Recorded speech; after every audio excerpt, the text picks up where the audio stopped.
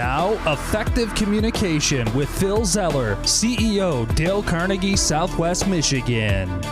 Come on, man. Come on, man.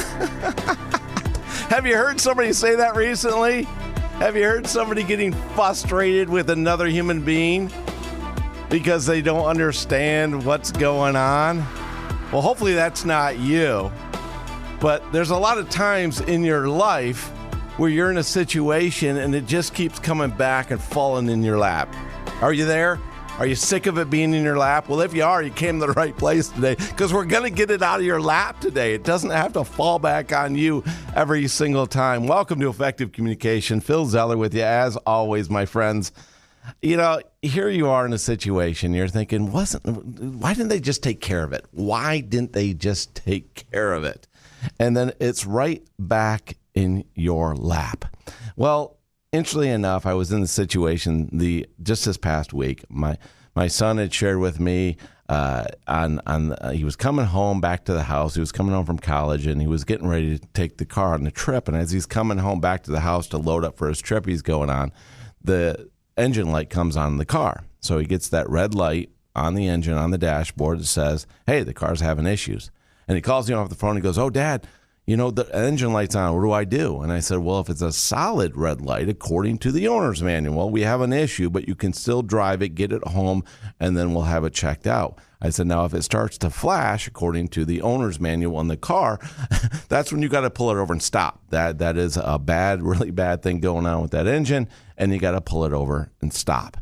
So all of a sudden, he calls me up. He's a half an hour down the road, and all of a sudden, he said, Dad, it's flashing. I just pulled off the highway. I'm stopping. I said, good move. Stop.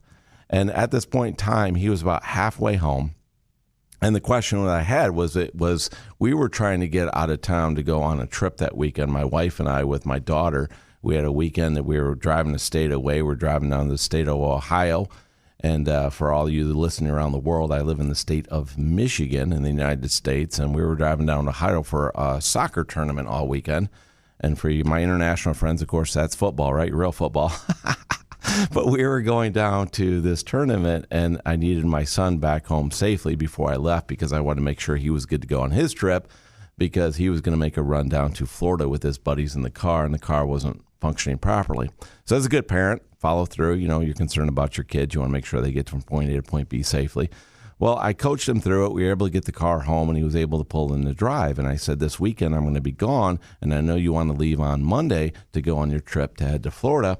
So go ahead, call up my buddy Andy, who's a mechanic, and see if you can get the car to him so he can test it, figure out what's wrong with it, and possibly fix the car so it's ready to go next week. Well, that weekend I go down to the soccer/football tournament down in Ohio, and I come back on Sunday night. And as I get it close to home, my wife says to me, hey, did you talk to our son, Xavier? And I said, well, about what? And she goes, well, I know that the car's having issues, and I told him you could take your van this week to go to Florida. And I'm thinking, whoa, wait a minute. I asked him to take care of this so he could take the car because I need the van to work this week. And she's like, well, I told him he could do this, and you need to talk to him when you get home. I'm like, all right. I've shared with you before on the show, you know, in those situations, you just roll, right? Get all the facts, roll. So I get home, and I say to my son, did you fix the car? He goes, no, I didn't do anything with the car this weekend. I've been hanging out and stuff. Nothing got done. I said, all right, let's go get in the car. We're going to get in the car right now. We're going to see if I'm going to call Andy, and we're going to drive over there and see if he can hook up his machine to it to figure out what's wrong with it and take a look at the car. So we get in the car, and we're driving down the road, and I'm headed toward Andy's house, and I give him a call. And Andy's not available to work on the car that night. Well, imagine it's a Sunday night. Who would be, right? So Andy doesn't have his equipment with him, so he can't take a look at the car because his equipment's at the shop. So I said to my son, all right, time to go to plan B. What's plan B? And he said, well, I the auto parts store that we go to in town here, they have a machine. They'll check your car for free. And I said, well, let's do that then. That sounds like a great idea, son. So we drive to the auto parts store, and sure enough, they hook up a machine. They find out what's wrong with the vehicle. And then the guy says, well, you need a new ignition coil. And I said, all right, well, how complex is that to fix? He goes, it's not that complex. You guys could do it. And I said, cool, let's do it. We'll order the parts and get the parts. Do you have them? He goes, yeah, they're right here. And so he pulled them out, and I said, what else do we need? He said, you need some grease and stuff. And it's good. Let's do this.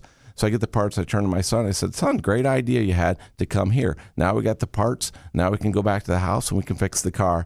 So we go back and we pop the hood and we fix the car that night. And it only took us a half an hour, which was pretty cool.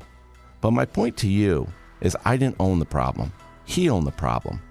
And as Dale Carnegie would say, let the other person feel that the idea is his or hers to fix their problem. And when they do, you support them. And what you'll find out is they can actually fix their problem. He fixed the car with my supervision, and he was able to go on his trip, and we are all happier for it. So let the other person feel that the idea is his or hers, and they will fix their own problem, my friends. Now go make it happen.